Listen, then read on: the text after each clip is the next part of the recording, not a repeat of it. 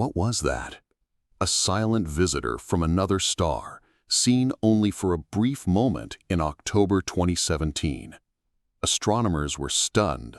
It raced past at nearly 54 kilometers per second. Its brightness flickered in a 66-to-1 ratio, hinting at an almost alien shape. Its surface, glowing red, had been scorched by billions of years of cosmic radiation. Yet strangely, it left behind no dust, no gas, nothing. In 2023, scientists finally uncovered the cause of its odd acceleration: hydrogen slowly leaking from within, producing an invisible jet too faint for our telescopes to detect, but powerful enough to act like tiny thrusters. Enough force to push something the size of a football field across space. And here's the twist. A groundbreaking mission is now in development. Using refined trajectories and next-gen propulsion systems, its goal is ambitious: catch up with this interstellar enigma by the year 2050.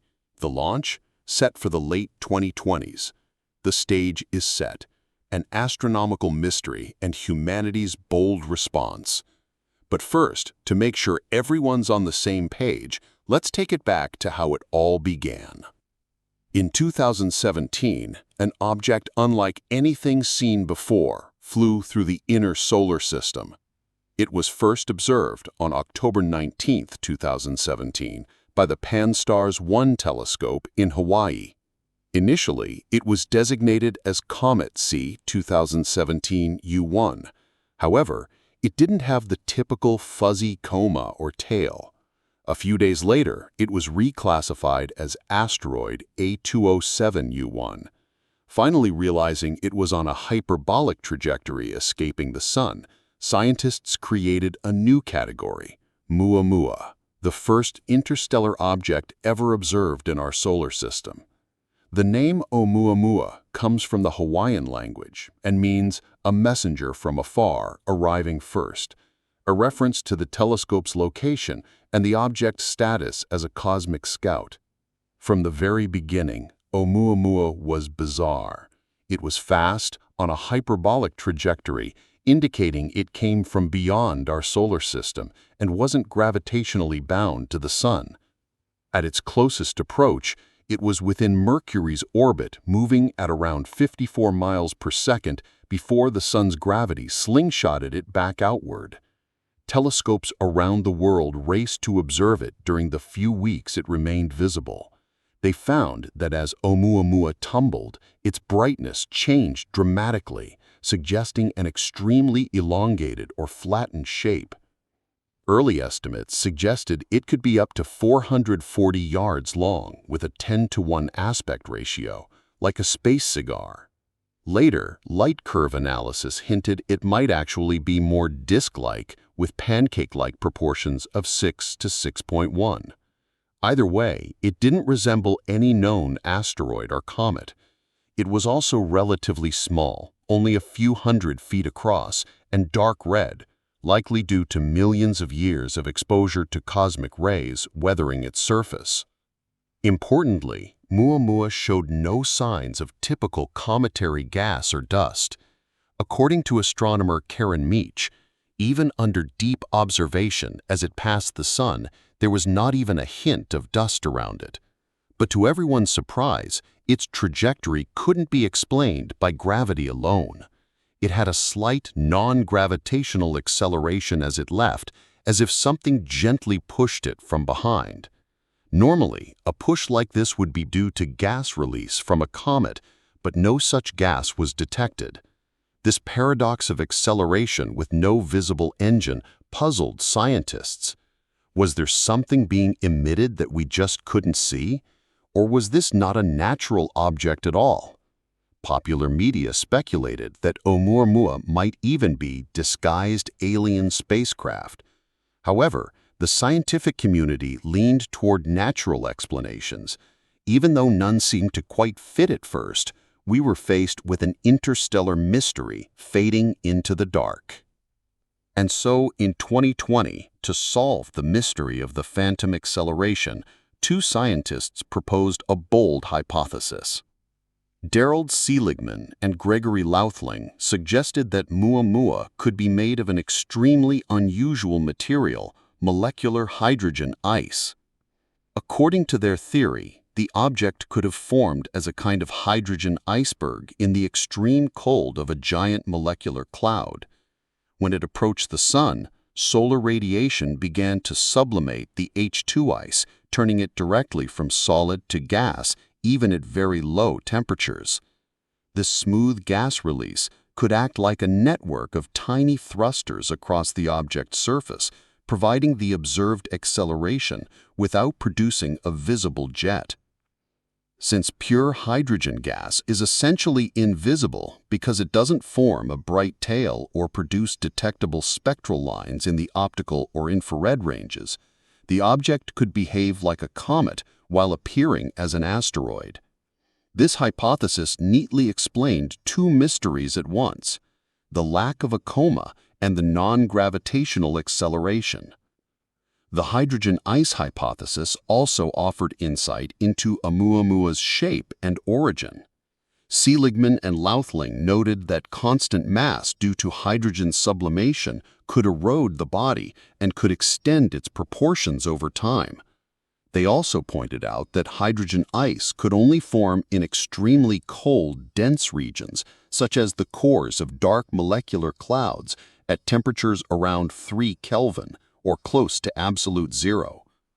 If Oumuamua really came from an environment like this, it could have wandered through interstellar space for hundreds of millions of years, gradually being worn down by cosmic rays until we encountered it. This hypothesis portrayed the object as a pristine iceberg from the frozen depths of space, explaining scientific phenomena in an engaging but grounded way. A captivating idea. However, this idea sparked lively scientific debate.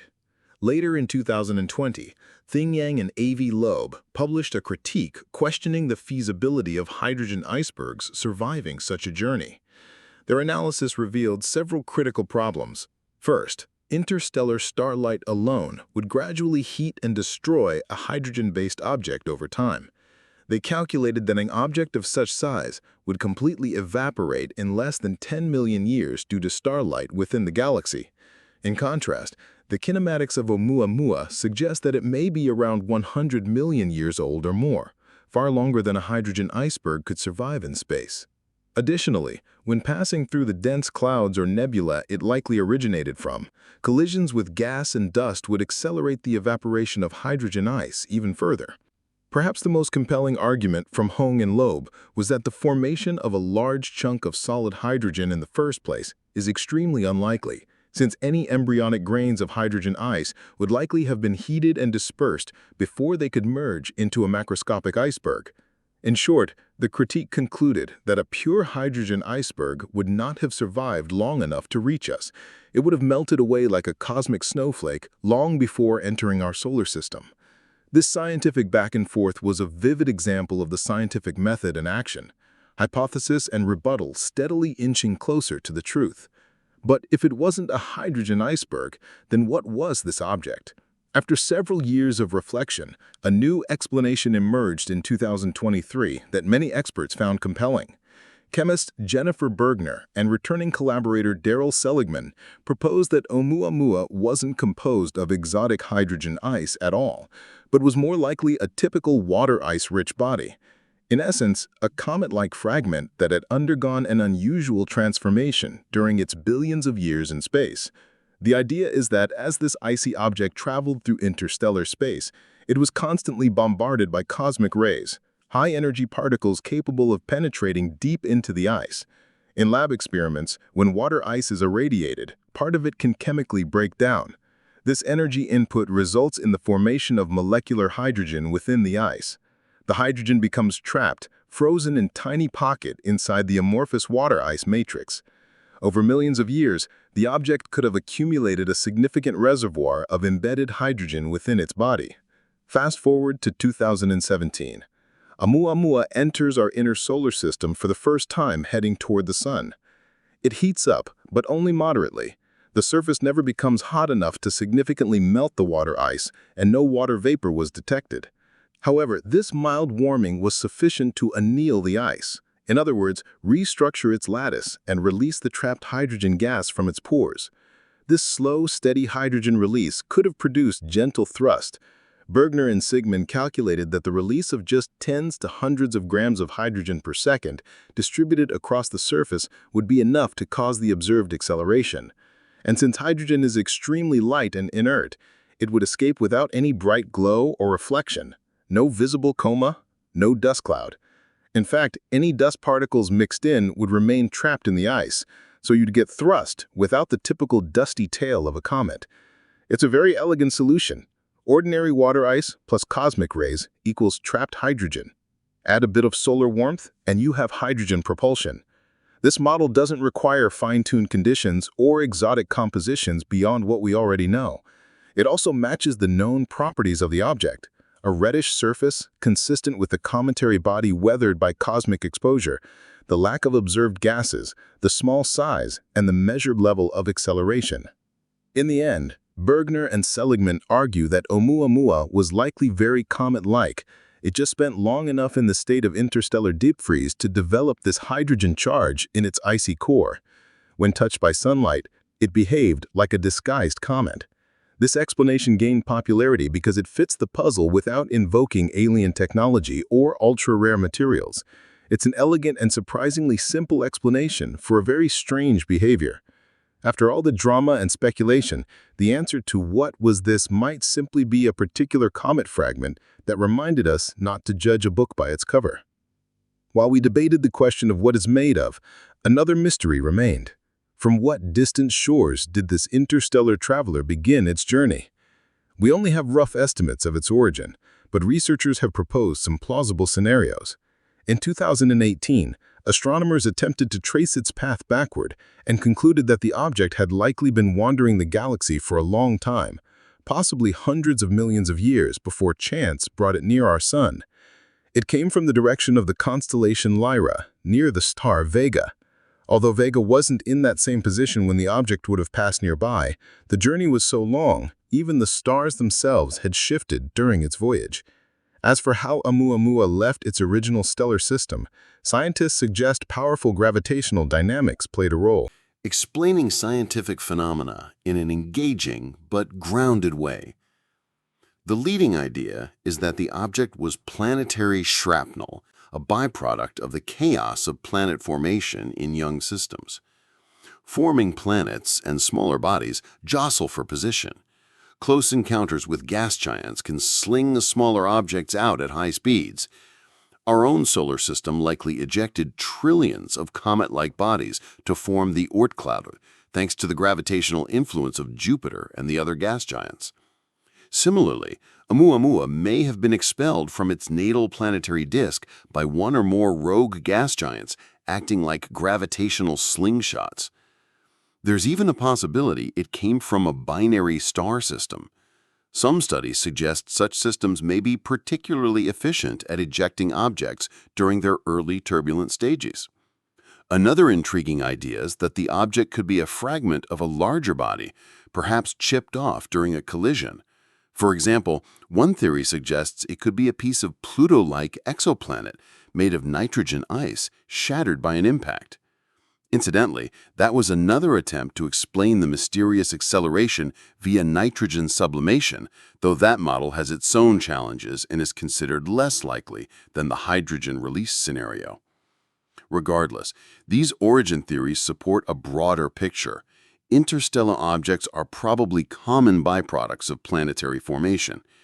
Estimates vary, but there may be trillions upon trillions of such ejected bodies drifting through the Milky Way. Oumuamua and its successor, Borisov, a bona fide interstellar comet observed in 2019, are simply the first we've happened to notice. By the time all these debates and analyses were in full swing, Oumuamua itself had long since vanished. The object is now more than 40 astronomical units from the Sun, which is over 40 times farther than Earth and well beyond Pluto's orbit, and it continues to recede rapidly. It's on a one-way trajectory heading back into interstellar space. Its direction of travel points toward the constellation Pegasus, and it will continue on this path forever, never to return. At the end of 2017, the object passed Jupiter's orbit, and by 2019, it had crossed Saturn's orbit. Between 2023 and 2025, it is likely passing the outer boundary of the Kuiper Belt, 30 to 50 astronomical units, entering a limitless void where the Sun is just another distant star. The object's velocity, relative to the Sun, ensures that our star's gravity won't pull it back. From a practical standpoint, Oumuamua is now too distant and dim for any telescope to observe. It's sobering to realize that if we had more effective observational capabilities, we might have gathered more data, or even sent a probe to perform a flyby. But the object was discovered only after it had already looped around the Sun and was speeding outward at full velocity. With current technology, there was simply no way to catch up to it in time. This realization served as a wake-up call, prompting the development of a new strategy to prepare for the next interstellar visitor. Fast forward to the present, right after Oumuamua's discovery, a group of enterprising scientists and engineers ask, what if we actually tried to chase it down? Thus, Project Lyra was born. Initiated in late 2017 by the Initiative for Interstellar Studies, the goal of Project Lyra was to assess the feasibility of sending a spacecraft to intercept Oumuamua or objects like it using current or near-future technologies. It's a bold challenge. Oumuamua was leaving the solar system at about 16 miles per second, or 5.5 astronomical years relative to the Sun. That's faster than any probe humanity has ever launched. For reference, the fastest spacecraft to date, Voyager 1, travels at about 10.5 miles per second. Nevertheless, the Project Lyra team found that a mission could theoretically catch up to Oumuamua using carefully planned trajectories and powerful propulsion systems. In early studies published in 2018 and 2019, they proposed using a solar Oberth maneuver, essentially sending a spacecraft very close to the Sun to perform a high-speed engine burn at perihelion, using the Sun's gravity to gain additional velocity. This is similar to what the Parker Solar Probe does, diving to within approximately 10 solar radii, but taken even further to maximize speed. This maneuver could accelerate a spacecraft to over 45 miles per second, fast enough to overtake Oumuamua in just a few decades. The catch is that surviving a blistering solar approach requires a robust heat shield, and the timing of the launch is critical. The optimal launch window for a solar Oberth was around 2021, but that was too soon to realistically design and launch a new spacecraft. Not discouraged, the team explored later opportunities. In a 2019 paper, they outlined launch windows in the late 2020s and early 2030s. Surprisingly, they found that even if we waited 10 years or more, with the right planning, a mission could still catch up to Oumuamua by the late 2040s. Key options include launches in 2028, 2030, and 2033, each with different trajectory strategies. One scenario involves launching in 2028 and using Jupiter's gravity, along with an Oberth burn, to set the spacecraft on an intercept path. This involves planetary flybys, possibly Venus, Earth, and another Earth pass to reach Jupiter, then performing a high-speed engine burn near Jupiter to gain massive velocity, and finally intercept Oumuamua sometime in the 2050s. Explaining scientific phenomena in an engaging but grounded way. The advantage here is that there is no need for a solar heat shield, as the mission avoids close passes to the Sun. The downside is a longer flight time and significant fuel demands for the Jupiter burn. Another trajectory found by the team considers a 2026 launch with a finely tuned chain of assists. However, that would require launching too soon and was mostly treated as a theoretical exercise. Overall, Project Lyra's analysis shows that if launched in the early 2030s, a rendezvous within 15 to 20 years is achievable, arriving at Oumuamua, wherever it will be, by around 2047 to 2050. These are relatively fast-track missions by conventional standards. New Horizons took nearly a decade to reach Pluto at 30 AU, and we're talking about going 2 to 3 times faster. But the project realization is within reach using multi-stage rockets, gravitational assists, and a few new technologies. Studies suggest relying on near-term capabilities, such as SpaceX's Falcon Heavy, NASA's SLS rockets, high-energy upper stages, and existing heat shield materials. Most likely, the mission would be a one-way flyby. But even a flyby could collect extremely valuable close-up data on this mysterious object. Project Lyra didn't stop at traditional chemical propulsion. The team is also exploring advanced propulsion concepts. One concept is to use nuclear thermal propulsion, essentially rockets powered by nuclear reactors that heat the fuel, which could roughly double the performance of chemical rockets. A 2021 study showed that a nuclear-powered interceptor could potentially reduce flight time and even allow for sample return to Earth. Another concept ventures into near-futuristic territory, laser sail propulsion. If laser beaming infrastructure from the Breakthrough Starshot initiative is developed, a lightweight spacecraft equipped with a reflective laser sail could theoretically catch up to Oumuamua in just a few months. In this scenario, ground or orbit-based lasers would accelerate the sail to incredible speeds within a few % of the speed of light. While such technology doesn't yet exist, Project Lyra's calculations show that even a prototype laser system, much smaller than what Starshot envisions, could propel a probe fast enough to reach the object within decades. Furthermore, with a hefty hint of pride, the team noted that Professor Avi Loeb, who previously argued that we couldn't catch up with Oumuamua, now serves on Starshot's advisory board. And a system like Starshot could in fact intercept the object in the future.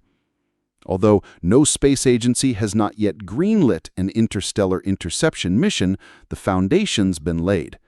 Project Lyra's work gives us a comprehensive blueprint for how such a mission could be designed, what instruments it might carry, and how to cope with uncertainties like the object's exact location at arrival time. The legacy of Oumuamua isn't just about theoretical missions.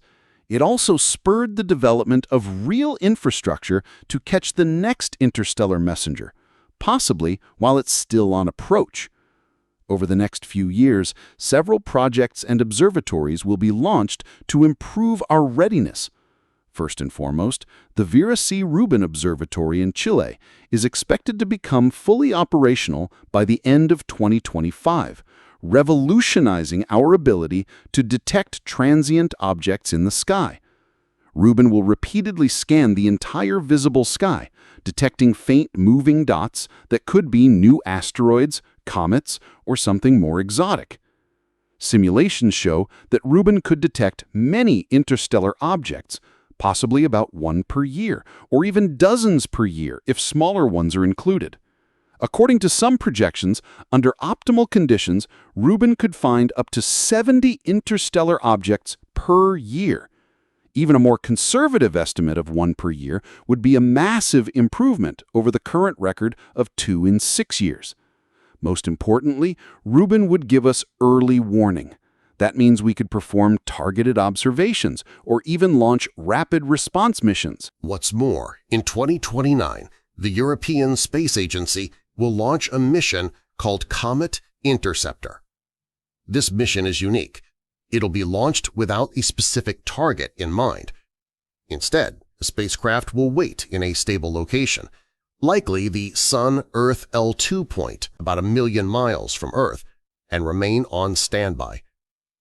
If a long-period comet or interstellar object is spotted on a suitable trajectory, Comet Interceptor will spring into action, leaving its parking orbit to intercept the object. The mission consists of a main spacecraft and 2 smaller probe spacecraft, which will separate near the target to capture different angles of observation. The goal is to obtain the first close-up of a truly pristine comet, one never scorched by the sun, or, in the most exciting case, an interstellar visitor. Because the craft is pre-positioned in space, this significantly cuts down the time needed to launch. Speed remains a challenge, but missions like this could reach an Oumuamua-like object if the timing and geometry are optimal. Essentially, Comet Interceptor is a cosmic ambush predator waiting in the dark for suitable prey. Its default mission is to intercept distant comets. Even if it doesn't encounter an interstellar object, the mission sets a precedent for future rapid-response deep space missions. The intrigue surrounding Oumuamua also inspired the launch of a private initiative known as the Galileo Project, led by Professor Avi Loeb, who famously speculated that Oumuamua might be alien technology. The Galileo Project aims to systematically study two broad areas: unidentified aerial phenomena or UAPs in Earth's atmosphere and interstellar objects like Oumuamua, which could be extraterrestrial in origin or simply just very unusual natural bodies. The project is developing a network of telescopes, cameras, and radars to monitor the skies for anomalous phenomena real-time. If another strange object appears in the solar system, Galileo researchers want to identify its nature quickly using high-quality data. They're also exploring concepts for future space missions that could intercept such objects. While still in its early stages, the Galileo project has attracted attention. Even astronomers skeptical of the alien hypothesis agree that the tools and data produced by Galileo may prove valuable in catching the next interstellar visitor. Together, these developments mark the beginning of a new era. We're evolving from passive observers caught off guard into active hunters of interstellar phenomena. Next time an object from another star passes through our cosmic neighborhood, we may be ready. With better detection systems, advanced spacecraft, and sharper eyes on the sky, we might finally study one up close, or at least uncover what it truly is. The question now isn't if we'll encounter more of these interstellar wanderers, but when. Each one holds the potential to reveal something extraordinary, clues about distant worlds, unfamiliar physics, or even the origins of matter itself. Until then, we watch the stars with humility and curiosity, inspired by the mystery of these silent messengers from afar and driven by the determination to greet the next traveler with open instruments and open minds.